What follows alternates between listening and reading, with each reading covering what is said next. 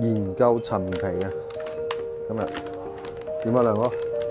因為有啲講咧，而家有啲人咧講話大紅，好多地方咧都話已經賣緊大紅啊。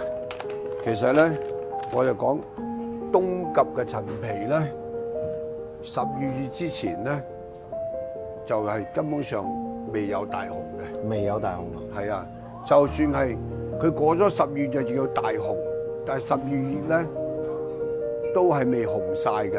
未紅晒。但係我見出邊咧，12月嗰啲咧，即係我好似呢個咁啦，最多大紅咧，佢都仲係好青嘅，好似呢個果咁嘅，都仲青啲嘅。咁而家呢啲係大紅嚟嘅，呢個就算大紅。呢個係大紅嚟嘅，呢啲係已經係大紅嚟㗎啦。哦但係咧12月之前嗰啲咧，嗰啲係叫二紅。二紅，咁咧佢都係嗱，有紅，有兩隻紅，但係仲有青嘅，係有二紅。咁12月即係11月嘅時咧，就青皮。中咧嗰啲叫青皮嚇，但係青得嚟咧都有啲啲嘅，係嗰啲係青皮係。嚇。咁而家咧呢批大紅咧就啱啱過咗12月，呢個係我哋今次啱啱曬出嚟。呢個我哋一個星期前一個星期前曬即係琴日攞過嚟嘅。尋日攞過嚟嘅。攞過嚟嘅，琴日攞過嚟咧就係一個星期前到啦，即係曬咗5日，曬咗5日。一個星期前摘，然之後一個星期前摘，即係講緊7、8日前摘啦。哦。 7、8日前摘曬好之後，就變咗而家呢個大紅。呢個先係大紅。係啦，咁咧響之前冬及根本上就12月之前根本上就冇大紅。點解好多地方話12月之前已經賣緊大紅啦？仲要好紅咁啊！佢出面嗰啲話，我講俾你聽，冬及嗱呢批咧，呢個果咧都係琴日攞過嚟嘅。冬及咧，佢嗰啲大紅咧，而家呢個12月中啦，佢咧都仲係有青底嘅。嗱呢啲已經係大紅嚟㗎啦，已經係大紅。呢啲係大紅嚟㗎啦。係。咁佢大紅得嚟咧，佢都有青嘅，所以雖然咧，你睇下呢個大紅嚟㗎啦，佢都有少少青嘅，係嘛？咁但係咧，某些地方咧，佢話賣緊大紅，12月之前就大紅，嗰啲果咧就係咁嘅，全身都紅嘅，冇笪地方青嘅，全身紅嘅，紅到咁嘅。咁嗰啲咧就係其實咧催熟，打咗催熟劑。哦。講埋得啦。呢啲就係催熟劑。佢催熟得嚟咧，所以成隻果都熟晒嘅。佢仲慘，佢嗰啲咧點解有啲你睇啲視頻好慘啊，好慘啊咩咧？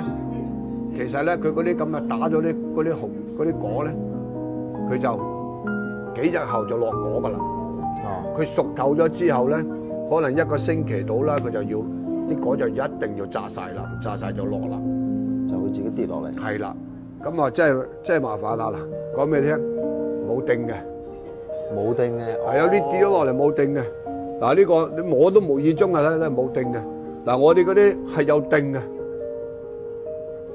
即係我哋係自己係有啲就算係即係就算係冬及都會有啲冇定嘅，即係話一隻半隻係嘛？但係佢嗰啲大多數咧，佢就算你唔使睇佢個定，就睇成隻果都係咁嘅，紅晒嘅成隻。即係冇青底。冇青底嘅。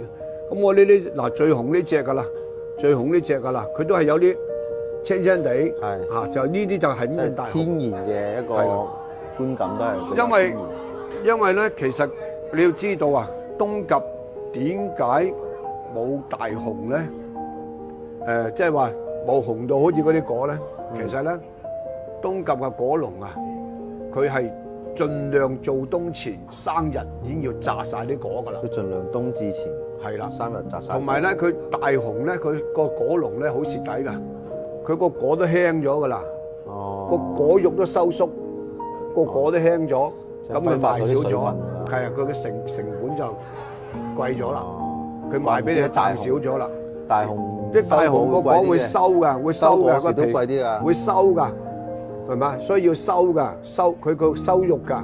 即係大紅收果都會貴啲㗎。所以大紅收果依家係貴啲嘅。係啊。而家最尾係貴啲。第二咧，減少咗。如果你做冬前唔摘佢啊，係做冬前唔摘佢咧，就傷果。傷果啊！傷過棵樹。傷過棵樹。佢明年咧就結果就冇咁好啦，結果就少啦。所以佢唔會有啲人話冬後皮，冬後皮響東甲嚟講嚇，唔知其他地方啊，就根本上冇可能個果農肯，即係唔合邏輯。冇可能喺冬後先至摘嘅。係佢大年個果樹仲有嘅，明白。產量少嘅，所以有啲話冬後皮有12青，響東甲嚟講咧就係青皮啊，同埋呢個二紅啊，二紅係啊，大紅，係佢哋係咁分嘅。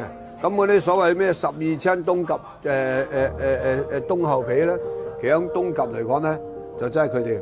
我問嗰啲果農啊，同佢哋大家研究啊，佢哋話其實冇，佢哋喺東甲冇咁嘅講法嘅。所以咧，佢哋大家要理解，唔好喺出邊講咧。哎呀，有咩12青，有咩冬後皮，其實冬後皮嗰啲響東甲正式東甲嘅地方產地，或甚至乎梅江啊，佢啲人都唔肯留冬後皮，即係等於係話，即係叫做百害而無一利。